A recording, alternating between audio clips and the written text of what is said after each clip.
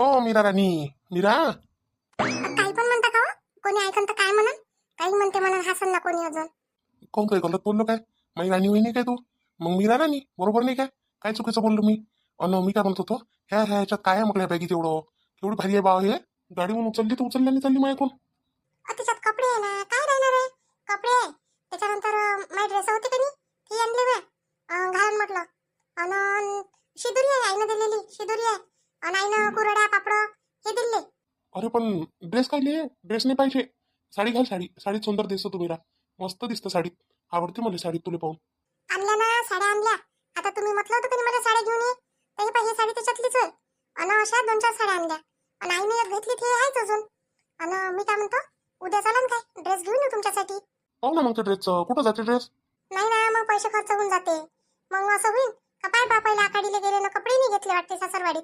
विचारते मग कोणी. मग तुम्हाला काही वर्षांनी आठवणही नाही राहील. तुम्ही मला घेतलेच नव्हते मला कोणी नाही विचारत. तू एवढं लोड नको घेत जाऊ. काय तू ते पैसे राहू दे तुझ्याजवळ. मग घेऊ एखाद्या वेळेस. लय कपडे आहे माझ्याजवळ. कपाट भरलाय म्हटलं. तू पाय उघडून पाय किती कपडे आहेत. घालणं निघून राहिले माझ्याकडून. काही पण बोलता. मग कोण ही एकच शर्ट घालून येता? कधी पाहिलं तर एकच शर्ट घालता. एवढे शर्ट असते तुमच्याजवळ तर एकच घातलं असतं काय तुम्ही? हे असं नका बोलत जाऊ काहीची काही. चल जा ड्रेस घेऊन घेऊ. आणि पैसे खर्च होते, मला घेऊनच द्यायचा आहे. आई म्हणे ड्रेस घे जाऊस म्हणे.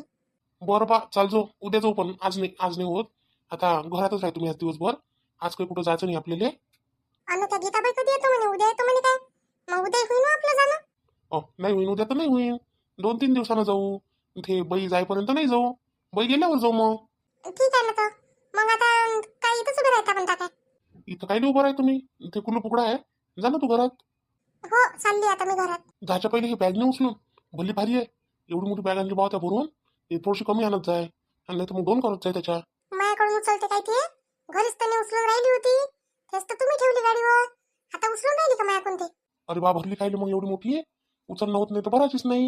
हे पाय आता मी गाडी लावून येतो अंगणात तिकडे गेट जवळ. तर तू हे बॅग घेऊन जा घरात. तुम्ही चला माझी बॅग मी नाही नेत. माझ्याकडून नाही उचलणं. महाबीन मला उचला लागणार नाही. बरं चल चल तू समोर चल. आणतो मी तुझी बॅग. पहा बरं आता कशी उचलली. उचलणं नाही होत म्हणता. काही पण खोटेच बोलता तुम्ही. उचलच लागते आता काय करतो. बायको केली तर बोजत उचलणंच आहे आता. बापा आले काय बापा दोघं जण गावावरून? आली वाटते अखाडीवरून नाही सुनबाई? हो आलो ना काकू आलो. आखाडीला गेली होती की नाही मीरा, तेव्हा घ्यायला गेलो होतो बा. पाय बरं असं राहते. बायको केली का असं वजन उचला लागते बाबू. सुनील तुला गंमतच वाटते पहिले. तू काय म्हणे? मी करणारच नाही म्हणे असं. पाय बरं उचललं पण आज वजन. काय करता काकू आता उचला तर लागते. बायको म्हटलं म्हणजे ओझं आलंच उचलणं. मी पहिल्यांदा पाहिली तू घरवाली आज. एवढ्या दिवसाची लग्न झालं तेव्हापासून आज पाहून राहिली मी तिले. मी म्हटलं कधी दिसतच नाही बापा हे बाहेर म्हटलं. मी काही निघत नाही. जेव्हा तुम्ही बाहेर निघता तर मी निघत नाही. तर आता दिसली बाहेरून येऊन राहिले होते तर मी म्हटलं चल जरासं पाहून येतो कशी आहे काय आहे तर. कशी आहे काकू मग? दिसली ना आता? बरी तर आहे. एवढी सुंदर नाही आहे पण बरी आहे. पण जाऊ करून घेतली हे बरं झालं. एकटा आता लोक अशाही नाही भेटून राहिल्या. मग त्या केलं ते तर लय झालं बापा चांगलं. ते लग्न होऊन गेलं. एवढं वय झालं आणि आता लग्न झालं. लय चांगली गोष्ट झाली. महाबीन साफ तोंडावर बेइज्जती करून राहिली बाई तर. पण सुन्या तू बायको मुकी आहे का रे? बोलत नाही अजिबात. बोलत नाही हसत नाही. फक्त मोठं मोठं पाहते बापा. अशी सांगली काय रे? मुकी आहे का हे वहिनी? बोलत असतं नाही होती. एवढ्या वेळची मी बोलून राहिली तर शब्द नाही निघून राहिला तिच्या तोंडातून. मला तर वाटतं बाई मुकीच आहे. त्या पाहिलं काही कधी बोलताना काही बोलता कायची काकू? कायले असं बोलून राहिल्या? मुक्या कायला आहे त्या वहिनी? बोलते ना सगळंच तर बोलते. बोलते काम करते. एवढ्या शिकल्या आहे सवरल्या आहे. आणि तुम्ही असं काही बी बोलून राहिला काय? ते त्याच्या तोंडावर असं बोलता. त्याला किती बेकार लागल. मग तू सांग मला मुकी नाही ते एवढ्या वेळची तर बोलून नाही राहिली ते. मी किती वेळची बोलून राहिली. एखादी सून राहिली असती तर किती बोलली असते आतापर्यंत. हो काकू आता आली का काही? शब्द बोलत नाही. अशी मुख जोड असेल मग. मला तर वाटते मुकी नाही तर मग मुख जोड आहे. काकू खूप झालं ना आता. एवढं बोलून अर्थ नसते. जाऊ द्या ना आता आम्हाला घरात. कोणाला बेकार लागून असं बोलत असते काय काकू?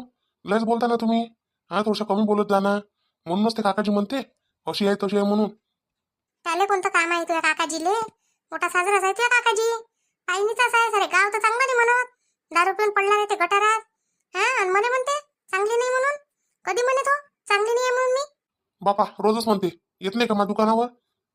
आता तू बायको बोलूनच नाही राहिली एवढ्या वेळची तर काय म्हणू मी?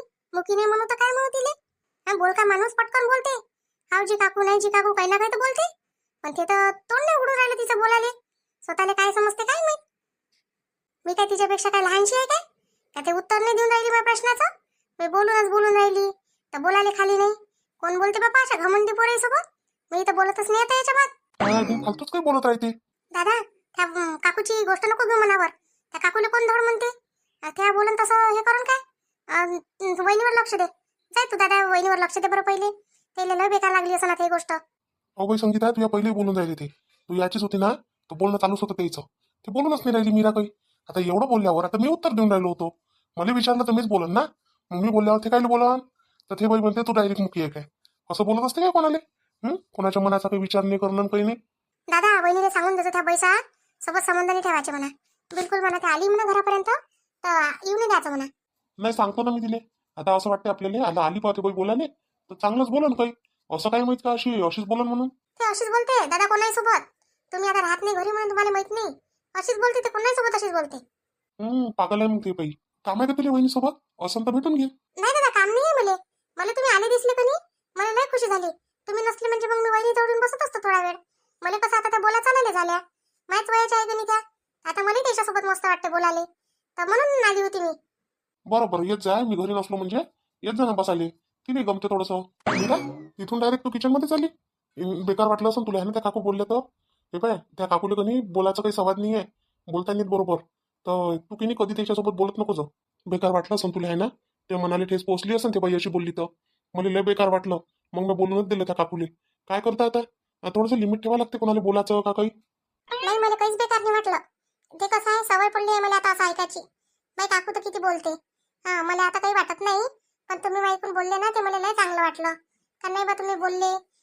आता मी त्या बाईसोबत बोलणारच होती बरं. पण ते पहिलेच म्हणून दिलं मुकी आहे हे असं आहे तसं आहे.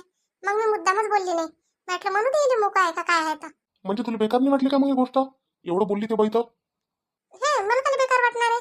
मी चुपचाप तिथून अशी निघून आली. म्हटलं मी जर गेली नाही हे बाई जाणार नाही.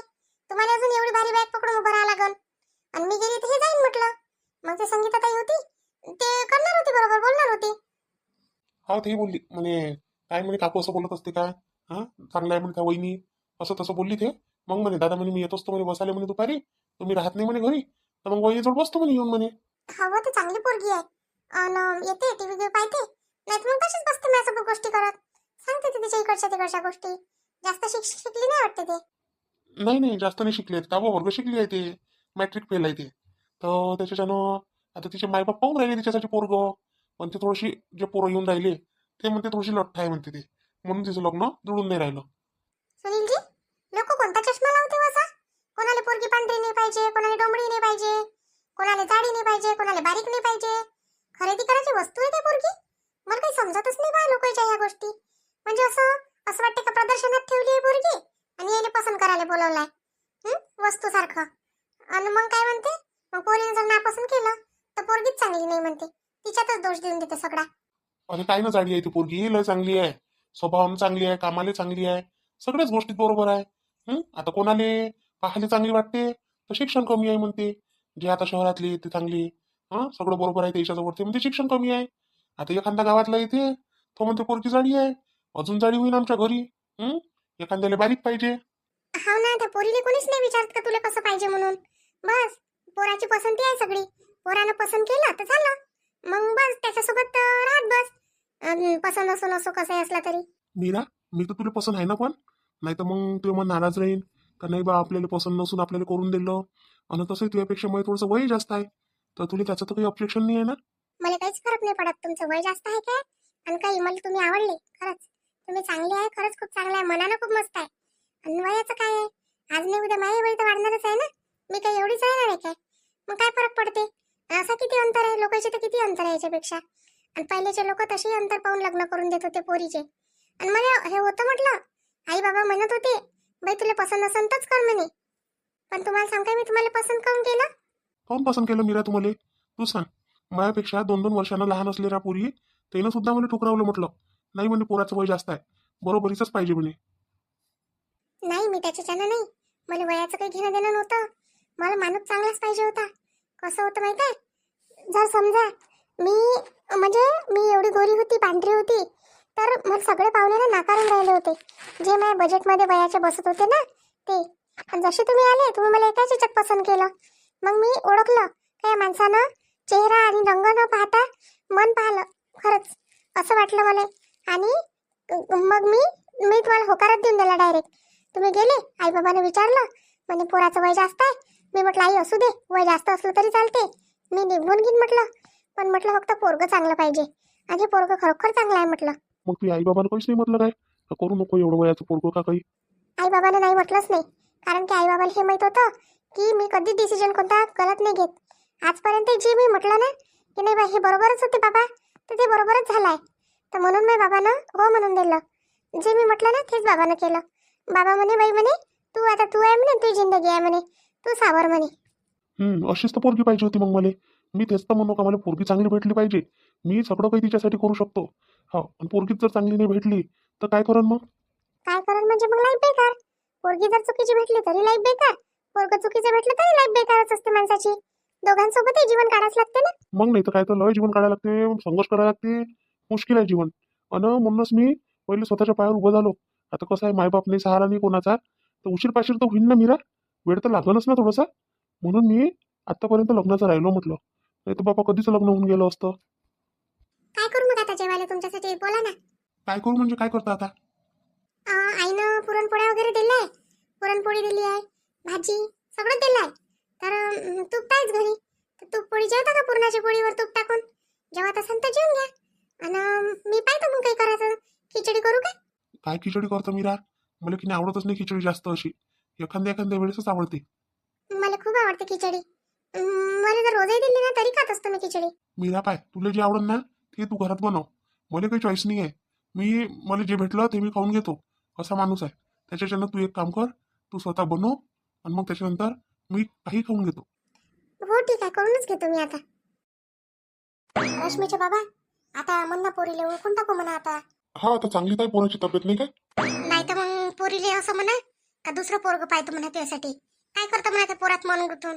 किती दिवस झाले आता, हा एवढ्या दिवसापासून किती दिवस त्याची तब्येतही चांगली झाली, तरी त्याच्या घरचे नाव नाही घेऊन राहिले लग्नाचे.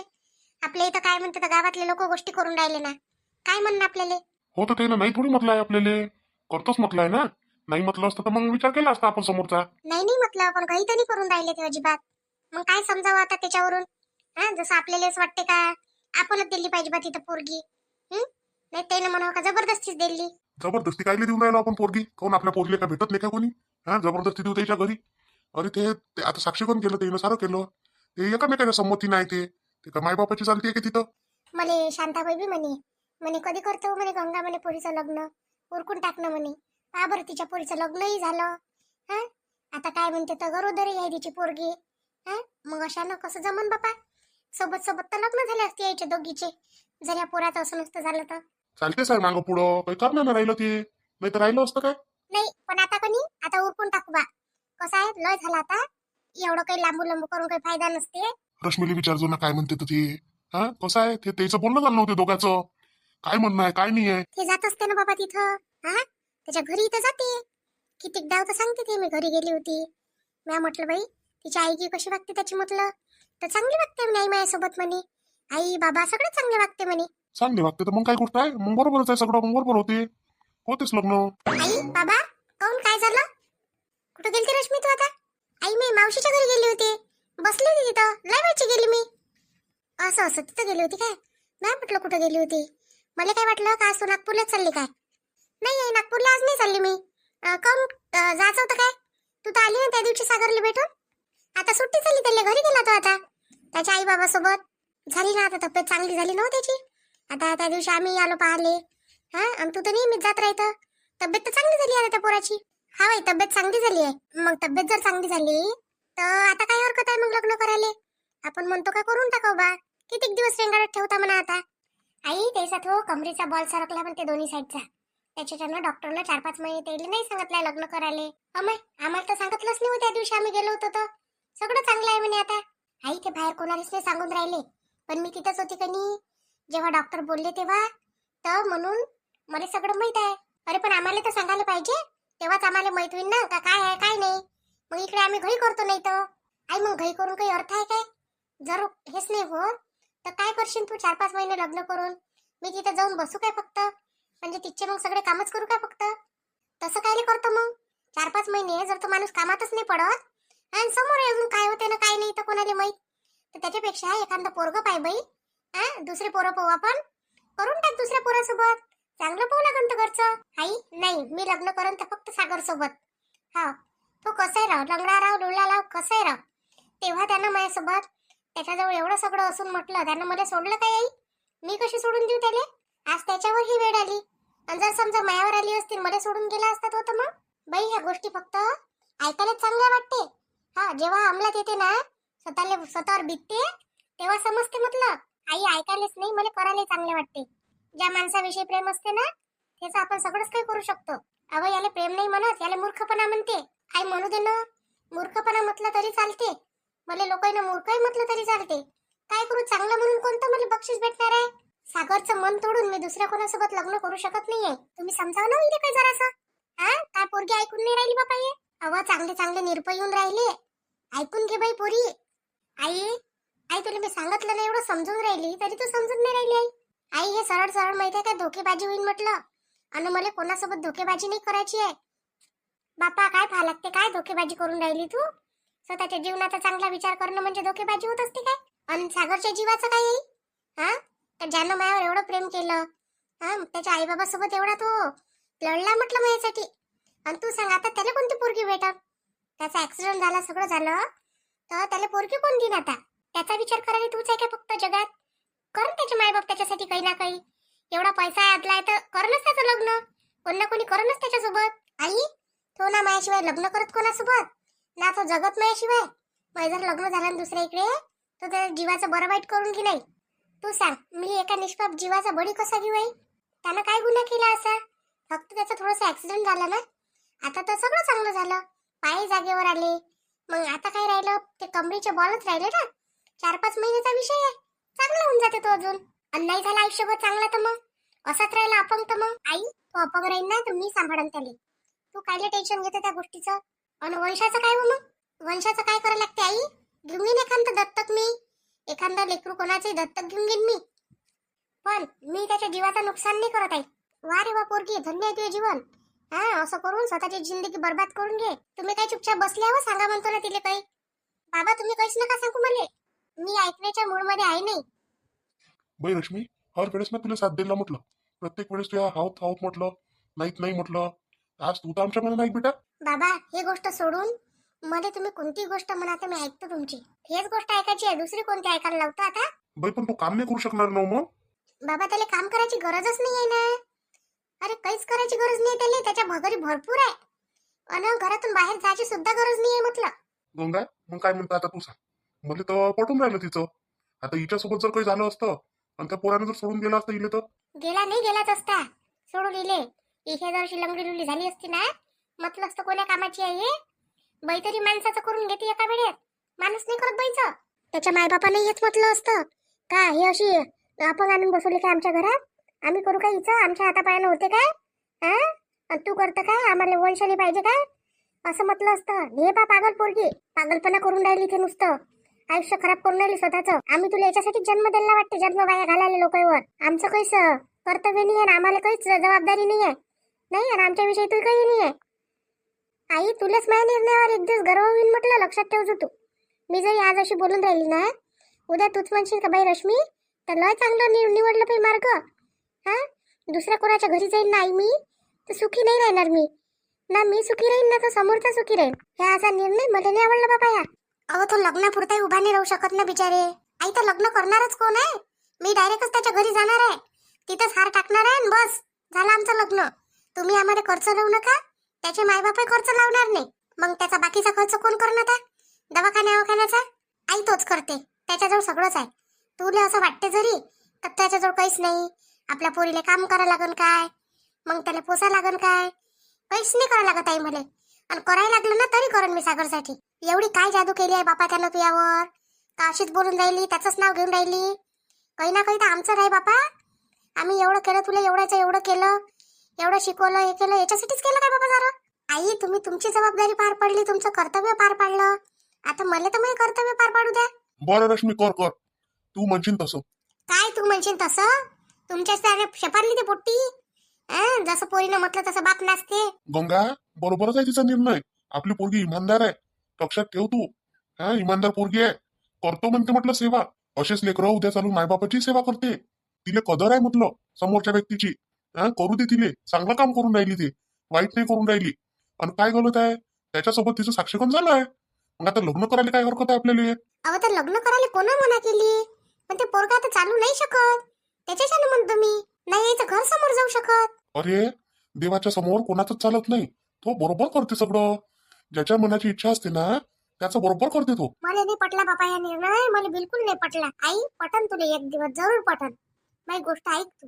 मी म्हणतो ना तसं होईन एक दिवस. नाही सागर लय चांगला आहे म्हटलं. तू सांग, ज्या अर्थी मी मायबापाच्या विरोधात जाऊन म्हणून राहिली त्याचं करतो, तर तू कसा असं नाही कर. जाय, तुझ्या मनानच करायचं आहे ना तुला, कर. शेवटी आमचं चालणारच काय आहे तिथं.